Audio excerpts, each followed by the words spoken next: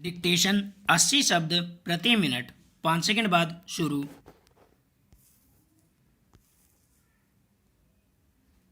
शुरू। मानव जाति के इतिहास में पहली बार प्रकृति माँ ने पूरी दुनिया को अपने हाथों में ले लिया है।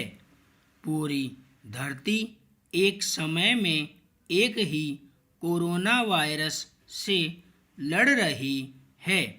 मेरे सभी विश्लेषण, सभी विचार इसी पर आधारित हैं कि प्रकृति के तर्क और नियमों के तंत्र को ध्यान में रखते हुए इस महामारी का सामना कैसे करें।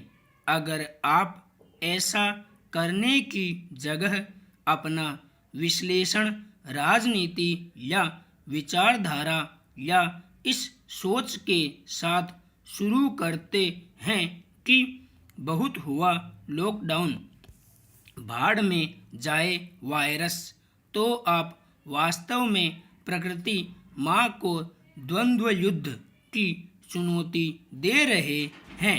मैं समझ सकता हूँ कि लोग अपना बिजनेस बचाने, वेतन पाने के लिए बेताब हैं, लेकिन अगर मास्क पहनने, धार्मिक आयोजनों के लिए भीड़ पर रोक को प्रकृति के सम्मान की जगह अपनी निजी स्वतंत्रता का अपमान मानते हैं, तो आप एक बड़ी गलती कर रहे हैं। हम याद रखें कि प्रकृति सिर्फ रसायन, जीव व भौतिक विज्ञान है, और जो इसे चलाता है वह है प्राकृतिक चुनाव। हर जीव की यही तलाश है, किसी पारिस्थितिक पनाह में खुद को बचाए रखना, फलना फूलना और अपना डीएनए अगली पीढ़ी को देने के लिए संघर्ष करना, ताकि वे उन जैसे न हो जाएं, जिन्हें बनाने वाले के पास वापस भेज दिया गया और फिर वे लौटे नहीं। और वायरस भी यही करते हैं, वे बचे रहने की कोशिश करते हैं। उदाहरण के लिए कोरोना चमगादड़ के साथ रहा, फिर उसे इंसान में पनाह मिल गई और वह ऐसे नुकसान पहुंचाने लगा जिससे हमारी जान जा सकती है। जब यह हुआ तो कोरोना प्रकृति माँ का एक और जरिया बन गया, यह देखने के लिए कि हम में से कौन ज़्यादा तंदुरुस्त है। प्रकृति माँ निर्मम भी है, वह उस ईश्वर की तरह नहीं है जिसकी इंसान पूजा करते हैं। प्रकृति हिसाब नहीं रखती। वह सोमवार को आपकी दादी को वायरस दे सकती है, बुधवार को तूफान में आपका घर उड़ा सकती है और शुक्रवार को तहखाने में पानी भर सकती है। इसलिए वह आपकी इस बात पर ध्यान नहीं देती कि आप लॉकडाउन से पक चुके हैं। उसे सिर्फ अनुकूलन से फर्क पड़ता है। वह अमीर गरीब होशियार नहीं देखती, वह सिर्फ सबसे अनुकूल को ही इनाम देती है, सिर्फ उसे जो उसकी शक्ति का सम्मान करता है। अगर आप उसके वायरसों, जंगल में आग, सूखा, तूफान, बाढ़ आदि का सम्मान नहीं करेंगे तो वो नागरिकों को नुकसान पहुंचाएगी। अमेरिकी राष्ट्रपति ट्रंप प्रकृति माँ का सम्मान नहीं करते क्योंकि वे हर चीज को बाजार के पैमाने पर नापते हैं। प्रकृति माँ उन्हीं नेताओं को इनाम देती है जिनकी अनुकूल प्रतिक्रिया सबसे ज़्यादा सोची समझी गई और सामंजस्यपूर्ण होती है। वह वायरसों को ऐसे विकसित करती है कि वे निजी या सामुदायिक प्रतिरोधी तंत्र में कमजोरी ढूंढ लेते हैं।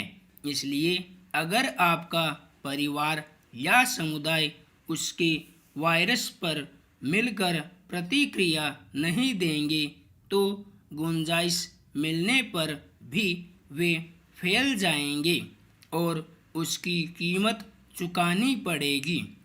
जैसा पहले बताया गया है कि प्रकृति रसायन, जीव और भौतिक विज्ञान से बनी है, इसलिए यह इन पर आधारित अनुकूलन को ही इनाम देती है।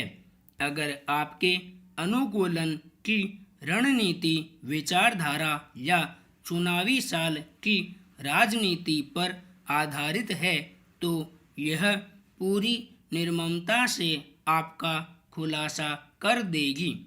यह सही है कि कोरोना अलग अलग क्षेत्रों और आबादियों पर अलग तरह से हमला करता है।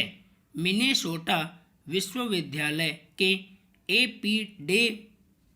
एपिडेमियोलॉजिस्ट माइकल ओस्टरहोम ने हाल ही में यूएसए टुडे को बताया, यह वायरस तब तक रहेगा जब तक हर व्यक्ति को संक्रमित नहीं कर देता या जब तक वैक्सीन या हर्ड इम्यूनिटी नहीं मिल जाती।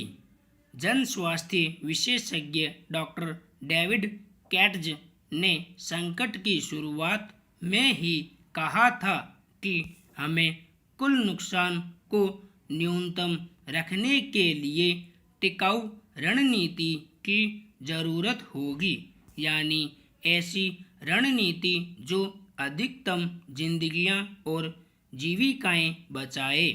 हम अभी भी अपनी आबादी के अलग अलग लोगों के अलग अलग जोखिम स्तरों को पहचान कर सबसे असुरक्षित को बचाने और जिन्हें जोखिम कम है उन्हें काम पर लौटने देने की रणनीतियां बना सकते हैं, यानी क्या खोलना है और क्या बंद रखना है, इसके बीच सर्वश्रेष्ठ सामंजस्य बैठाना होगा।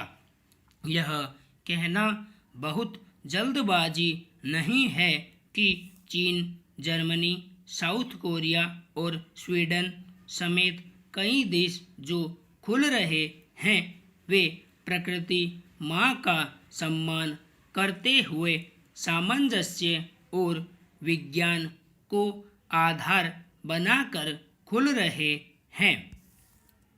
इसके विपरीत अमेरिका की हालत खराब है। कुछ जगह रेस्तरां में भीड़ या जिम के लिए प्रदर्शन करते लोग दिख रहे हैं जिनकी तख्तियों पर लिखा है, मेरी आज़ादी वहाँ ख़त्म नहीं होती जहाँ तुम्हारा डर शुरू होता है। ये तख्तियाँ लिए लोग और कुछ न्यूज़ चैनल्स पर इनका उत्साह बढ़ाते मुखों को समझ नहीं आ रहा कि हम एक दूसरे के खिलाफ नहीं खड़े, प्रकृति माँ के सामने खड़े हैं। हमें चीज़ें फिर शुरू करने और अनुकूल बनाने की जरूरत है, पर प्रकृति के तर्क का सम्मान करते हुए उन तरीकों से नहीं जो दूसरी लहर लेकर आए, जो प्रकृति माँ को युद्ध के लिए चुनौती दें। यह समझदारी नहीं है, क्योंकि पिछले 450 करोड़ सालों में प्रकृति माँ एक भी युद्ध नहीं हारी है। संपूर्ण विराम।